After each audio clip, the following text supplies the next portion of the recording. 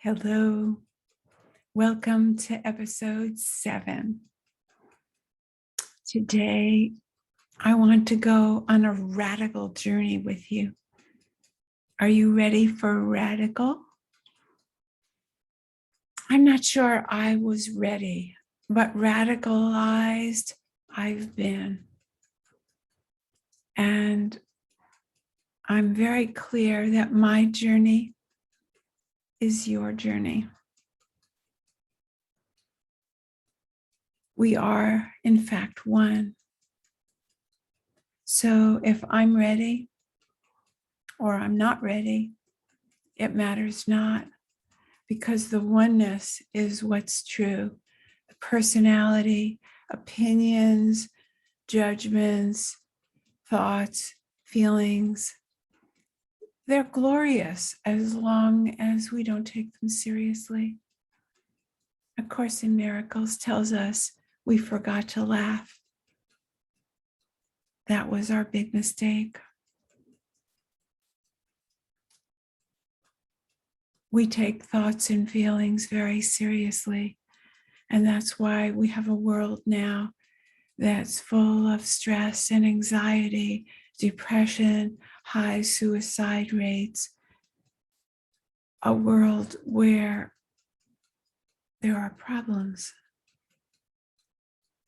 And today I want to say that oneness includes even that. I want to talk about the consciousness only model. And that's a phrase used in non-duality. Rupert Spira has a lot of wonderful work about that. You can find it on videos and on audios on the internet. What does that mean? In non-dual language, consciousness is the same as God.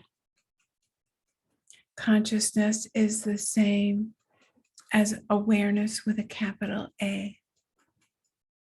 Consciousness is the same as oneness. What does that mean if we make it in terms of God?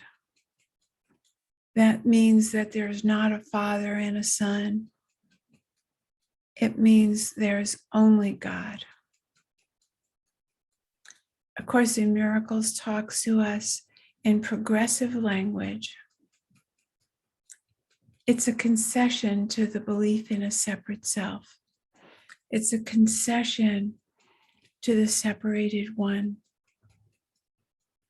Thank goodness there are New Age and A Course in Miracles and New Thought ideas, affirmations, ways to reach the pained separate self, the ego, if you will, that feels it's lacking. By giving principles like A Course in Miracles gives us, like the affirmations in the workbook, like the idea of choose again. Who's choosing again? In the oneness, there are no separate people. In non-duality, the consciousness only model is that there's only a perceived localization. So we're not denying that we all see separate bodies. In the consciousness only model, we're not even saying there's a real world that's beyond, and then there's the illusory world. We're saying it's all God. Like the Sanskrit speaks of the Leela and the Maya, the divine play, even our craziness is part of the play. Why not? We don't have only sun. We have sun and rain and storms. Why not? It's part of life. We don't have only up. We don't have only positive. But A Course in Miracles calms down that vicious ego that has been hurting us in our separate minds. There is no such thing as a separate mind. But as long as we believe there is, it might as well be true. But today, we're going to envision what it's like if it's true that there is only God, there is only consciousness. Let's take that all the way in. What does it mean? Is it a concept? It might be a concept to you today. But if that were true, just try it on, just for right now. If that is true, it means you never did any wrong. There's nothing to fix about you. Everything that you did, everything that you said, everything that you thought was part of the play, like the weather. It's neither good nor bad. It's beyond love and fear. A Course in Miracles has sentences that has this truth embedded in it.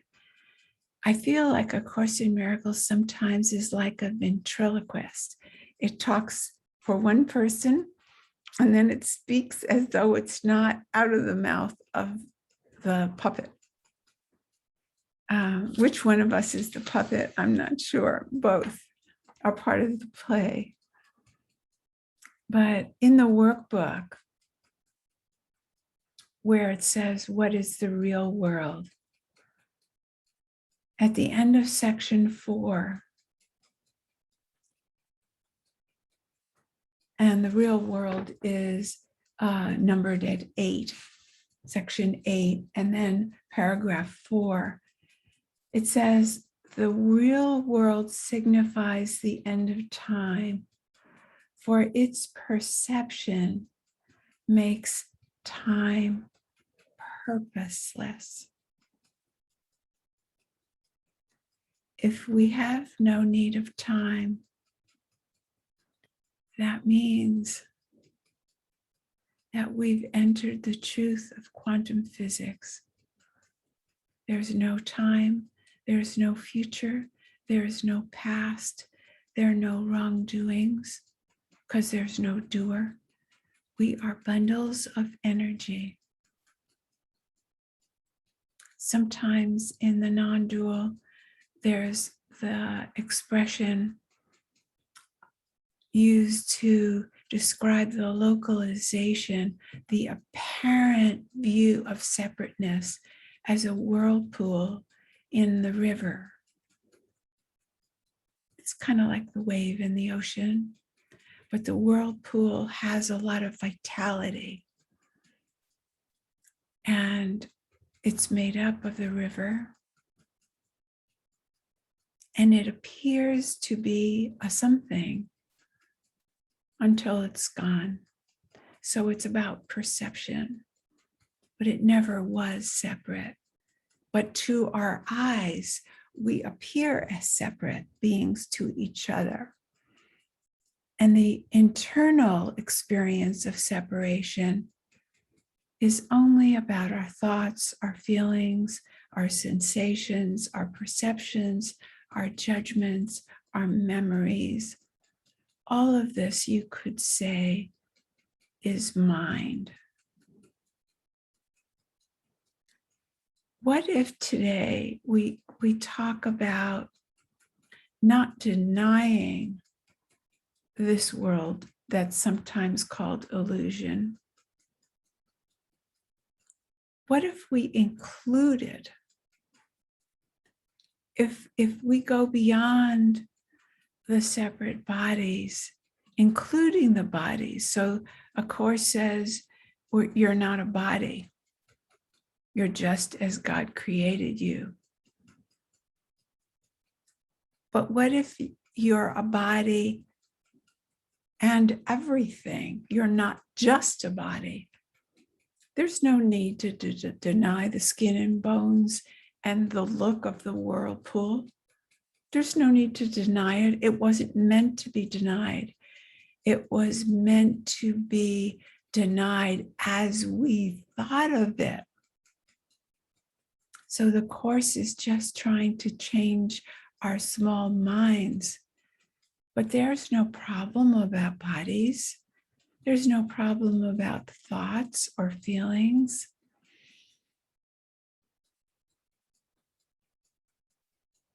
It says in section 5, paragraph 5 of section 8, about the real world, the Holy Spirit has no need of time when it has served his purpose. Now he waits but that one instant more for God to take the final step, and time has disappeared, taking perception with it as it goes, and leaving but the truth to be itself. That instant is our goal, for it contains the memory of oneness. It actually says the memory of God, but I'm calling it the memory of oneness. And as we look upon a world forgiven, it is he who calls us to come to take us home. There are a few words I want to amplify in that. First of all, we already talked about time, and that takes us into the quantum field of oneness. But let's make that instant now. We don't have to make it a goal in the future. There is no future. We've already concluded that. And the memory of oneness, let's use that memory, that capacity that we humans have, and turn that around. Let's remember that place, that infinite intelligence that drives our car when we're not in control, when we're not even aware we're driving. Let's go to that place in meditation. And when we come out, let's make a decision that there's no out, that that's the real world, and that when we come out into the Leela and the Maya of playing in the world, we don't need to consider it any different than we do when we sleep at night. This can be our home. We leave it to play in the world, just as you might go to a job.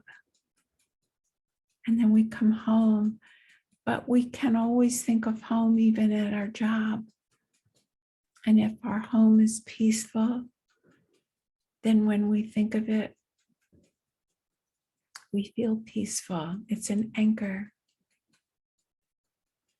So let's today take that image of home and see ourselves in our home, no matter where we are right now.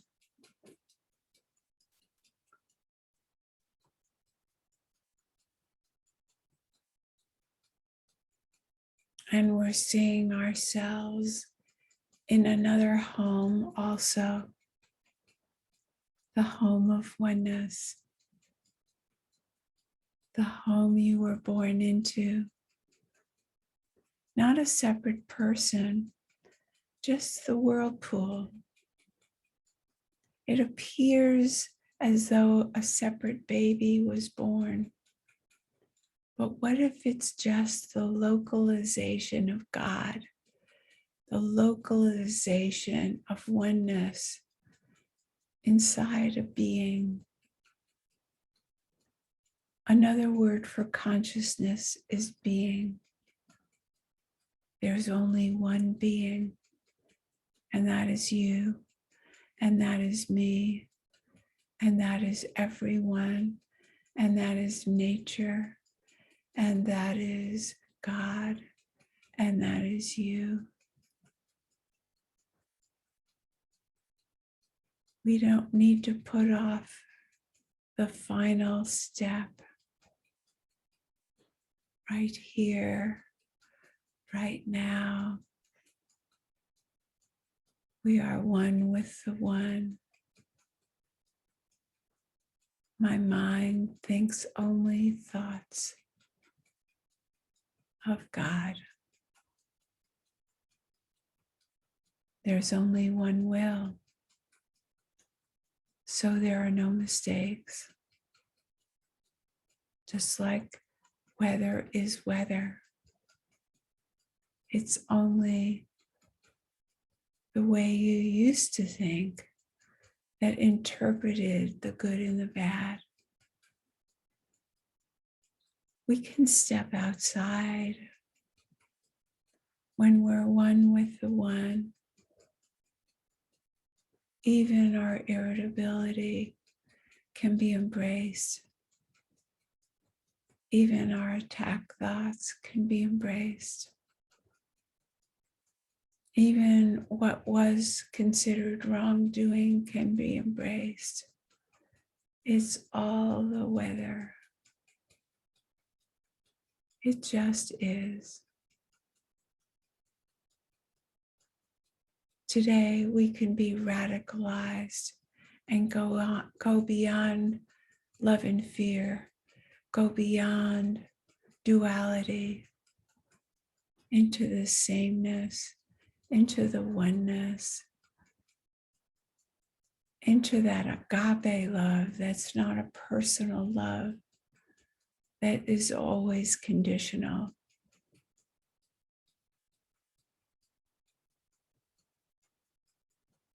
What does it mean to not be a person? It means that we get to be the everlasting. We get to be that energy that transforms after we're what looks like this person. We become whatever is next in the energy world. The connections are never broken. There never was a separation. When we wake up from the nighttime dreams,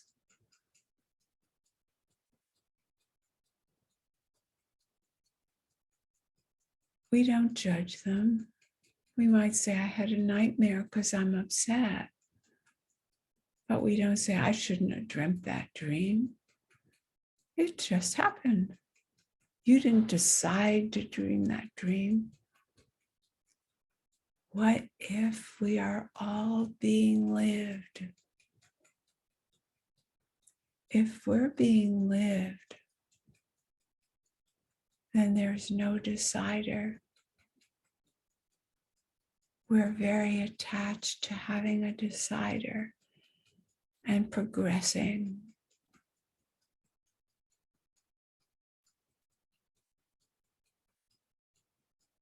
And fixing ourselves. But this is so radical, and it has a gift for us. Because if there is no separate person and we are being lived, so we will decide and we will speak and we will do. It's just that, as the Course says, there is no doer.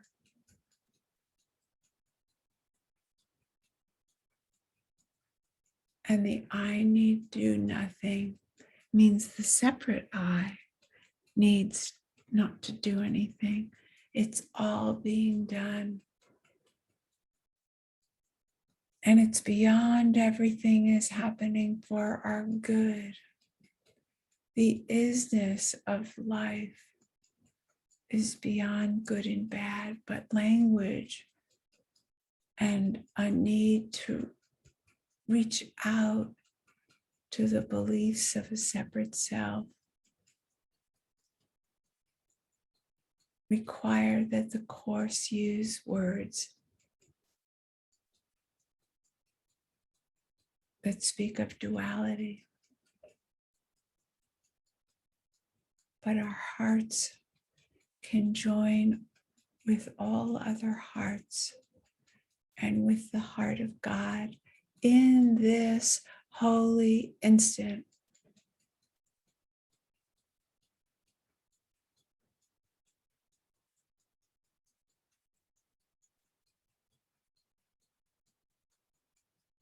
Now, somebody might listen to that and feel, I'm not holy and nothing is happening to me.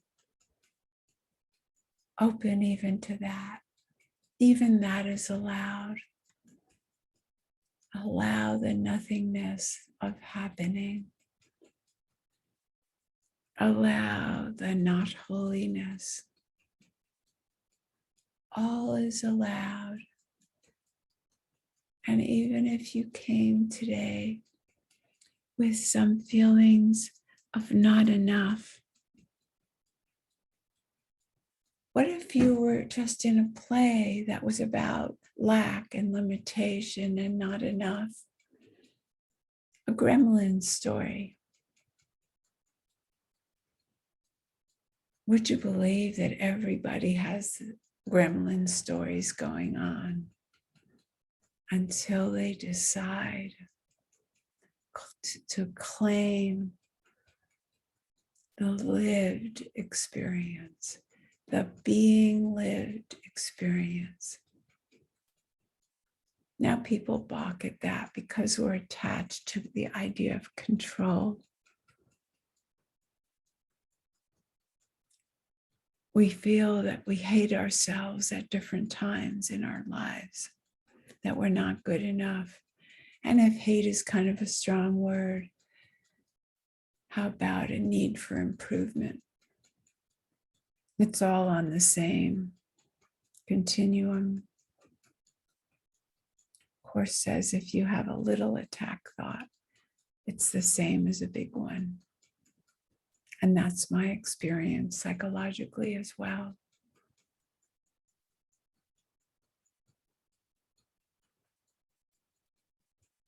What if we allow those to be included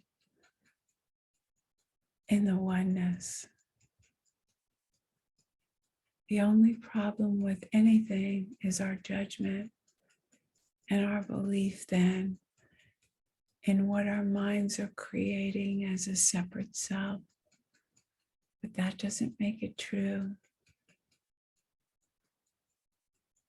When we have a nightmare,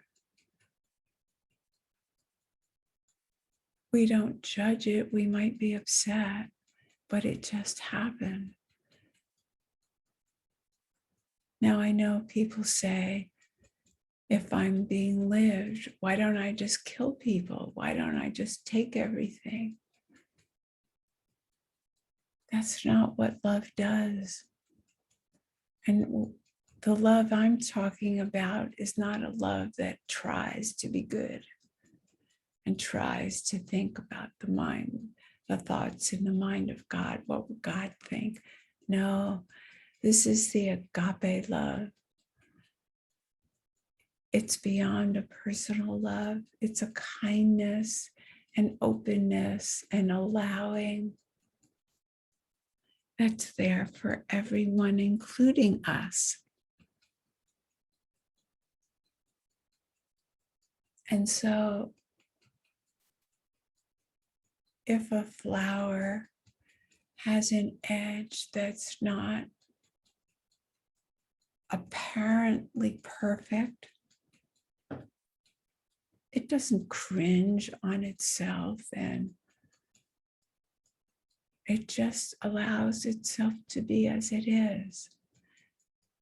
So when we have a nightmare, we might label it as a nightmare because we feel upset. And then we move on.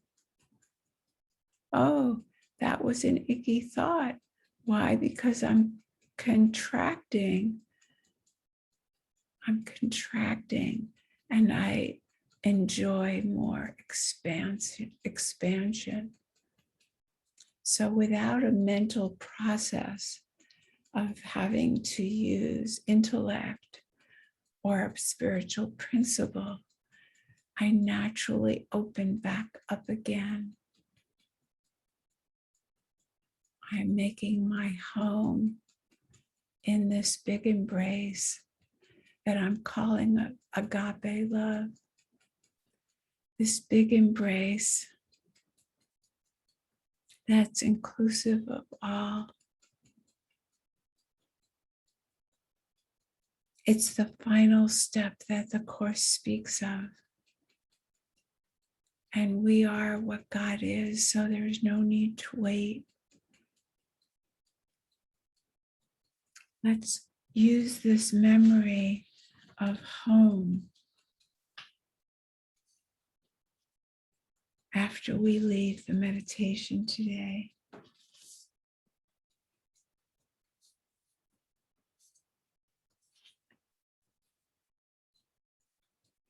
In fact, there need not be a leaving. When you leave a baby, for those of you who've been connected to being a parent, that baby is still with you, even though you've left that baby. And if you haven't had that experience, you can imagine it. What if you are your own baby? That is what the Course is leading to when it speaks of father and son and brothers. That the love is unconditional and goes back to utero, where we came from each other. We came from creation. I like the word creation better than creator, because creator sounds like another being separate from you. But creation, we can all be part of.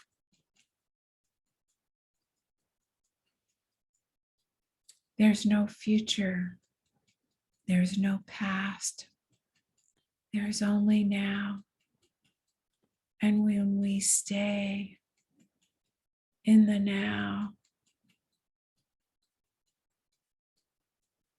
without any stories, we can always come back, no matter what we're doing, to this experience of home.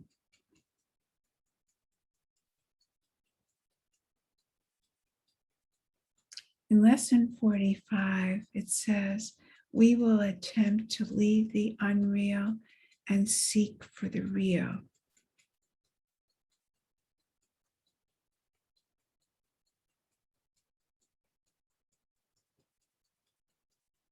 This is real. Seeking can be over. When you have the oneness in your heart, in your mind, in your experience, in your direct experience, there is nothing more. There's nothing lacking. There's nothing you need. There is only the one.